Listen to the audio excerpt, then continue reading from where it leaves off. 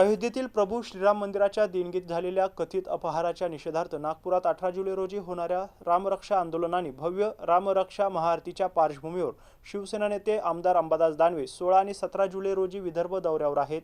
या दौऱ्यात ते 5 जिल्ह्यांमध्ये पदाधिकारी आणि शिवसैनिकांच्या बैठका घेणार आहेत।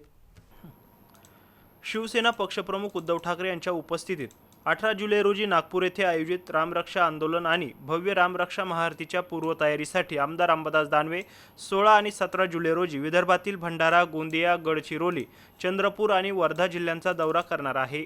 या दौऱ्यात आंदोलनाचे नियोजन, जबाबदाऱ्यांची वाटप आणि संघटनात्मक तयारीचा आढावा घेण्यासाठी पदाधिकारी आणि शिवसैनिकांच्या बैठका आयोजित करण्यात आल्या आहे। 16 जुलै रोजी सकाळी भंडारा, दुपारी गोंदिया आणि सायंकाळी गडचिरोली येथे तर 17 जुलै रोजी सकाळी चंद्रपूर आणि दुपारी वर्धा येथे बैठका होणार आहेत।